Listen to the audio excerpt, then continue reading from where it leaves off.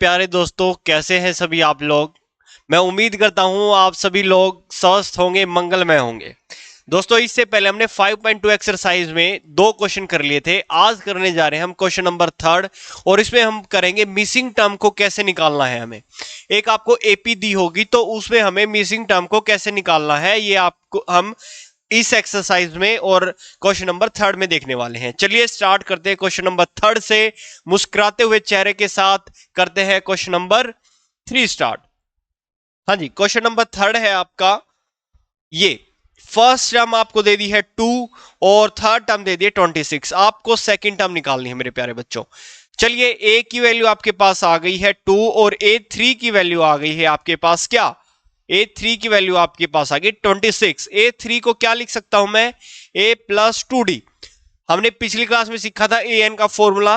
an का formula होता है a plus N minus 1d। मतलब जो सी भी टर्म पूछे उसमें एक लेस करो और d से मल्टीप्लाई कर दो, ठीक है।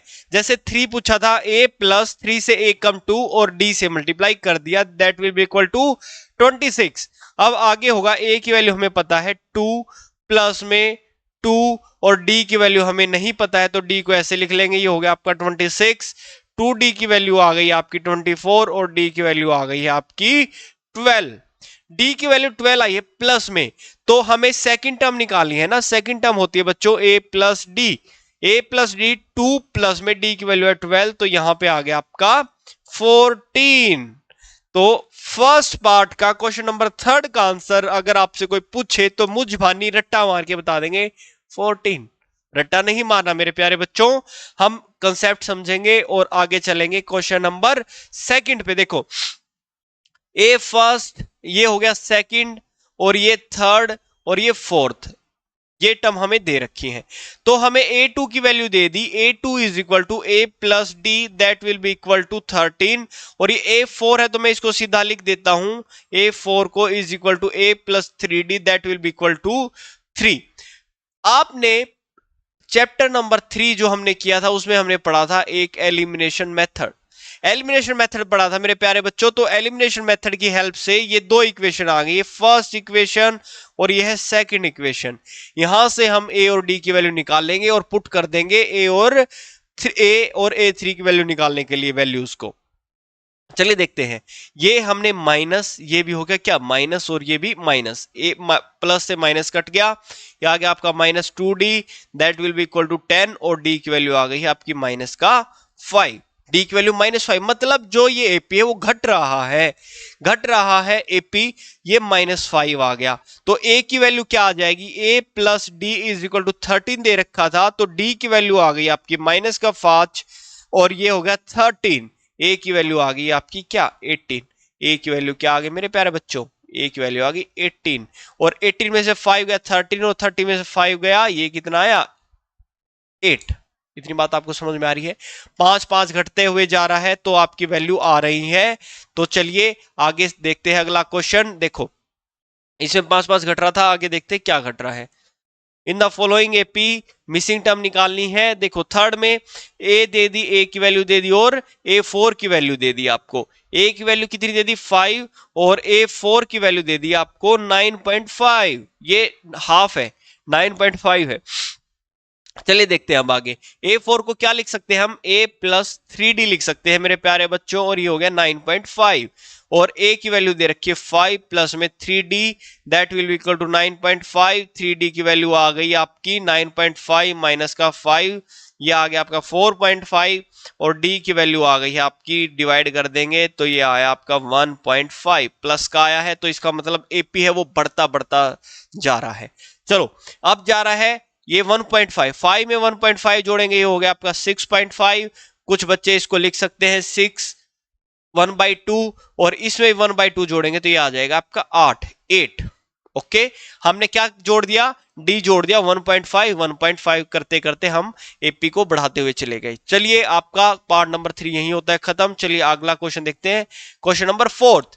अरे ये a की वैल्यू दे दी, a2 निकालना, a3 a4 a5 a6 आपको दे रखा है। देखो a2 a3 a4 a5 और a6, a की वैल्यू कितनी दे दी हमें माइनस का 4 और a6 की वैल्यू दे दी 6।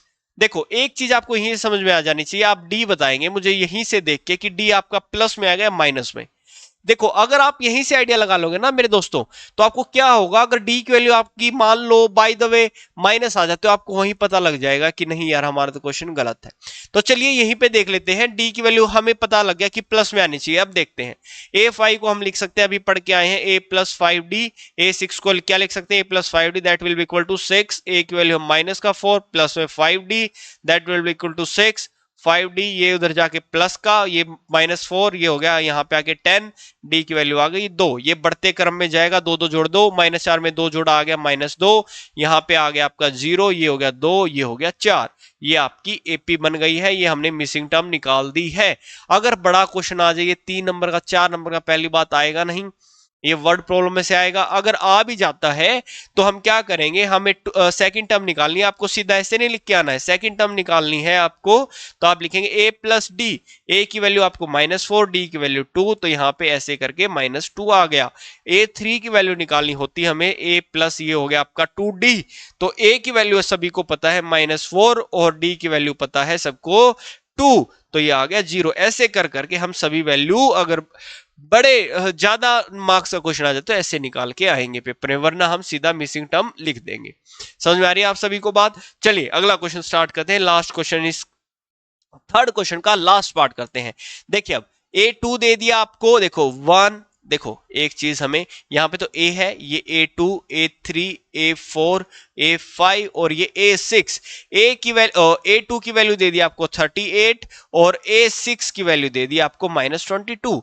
आप एक बार इसको देख के मुझे ऐसा बताएं कि इसकी D की जो वैल्यू आएगी वो क्या आएगी, प्लस आएगी या minus?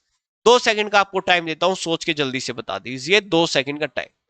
Very very good, D की वैल्यू आएगी माइनस में, क्योंकि ये देखो यहाँ पे 38 और यहाँ पे माइनस में घटते हुए चला गया, तो इसका मतलब डिफरेंस क्या है, माइनस में है डिफरेंस। चलिए अब सोल्व करते हैं, वही एलिमिनेशन मेथड लगाएंगे। A2 को लिख सकते हैं a plus D that will be equal to 38। A6 को लिख सकते हैं a plus 5d that will be equal to -22। Okay, -22 हो गया आपका, माइनस माइनस और ये हो गया प्लस, ए से ए कैंसल, ये आ गया माइनस का 4d और ये आ गया आपका 30 और 50, ये हो गया 60 और d की वैल्यू आ गई आपकी माइनस का 15। 60 को -4 से करेंगे डिवाइड तो कितना आएगा, माइनस का 15 आएगा। अब -15 करना है आपको, a की वैल्यू और निकाल लेते हैं आप एक बार, a plus D is equal to 38। d की वैल्यू आ गई है हमारी, क्या आई है d की वैल्यू, माइनस का 15 that will be equal to 38। a की वैल्यू आ गई है 8 और 5 13 और 3 और 1 4 और 1 होगा 5, 53। a की वैल्यू आ गई है आपकी कितनी, 53 आ गई है। तो यहां पे लिखेंगे a की वैल्यू 53, 15 लेस हुआ 38, अब 15 लेस हुआ तो 23 और ऐसे 15 लेस हुआ तो कितना आएगा, 15 लेस हुआ तो ये आ गया 8 और ये फिर 15 लेस हुआ तो कितना है, माइनस का 7 और फिर 15 लेस हुआ तो माइनस का 22। ये आपकी एपी बन जाएगी, साफ साफ लिख लेना आप लोग, मेरी राइटिंग है गंदी। यहाँ पे आया आपका 53, ये 38। अरे कौन कह रहा है ये बात कि आपकी राइटिंग अच्छी है? अच्छा चलो मैं मान लेता हूं मेरी राइटिंग अच्छी है, तो ये आपकी एपी आ गई है। ठीक है मेरे प्यारे बच्चों, आपको इतना मैं उम्मीद करता हूं समझ में आया होगा। क्वेश्चन नंबर 3 हमारा कंप्लीट हो गया है मेरे प्यारे बच्चों। अगली एक्सरसाइज में हम अगली वीडियो में हम क्या करेंगे, कुछ क्वेश्चन निपटा लेंगे और एक दो वीडियो में हम कंप्लीट कर देंगे एक्सरसाइज, फिर 5.3 भी करेंगे, 6 चैप्टर भी करेंगे, सभी करेंगे। अगर आपको टेस्ट देना है तो आप www.upanishadinstitute.in पे जाके क्लास 10th वहां पे CBSE क्लासेस करेंगे, क्लास 10th में जाके आप वहां पे फ्री में टेस्ट दे सकते हैं। चलिए दोस्तों आज के लिए इतना ही, बाय बाय, गुड नाइट।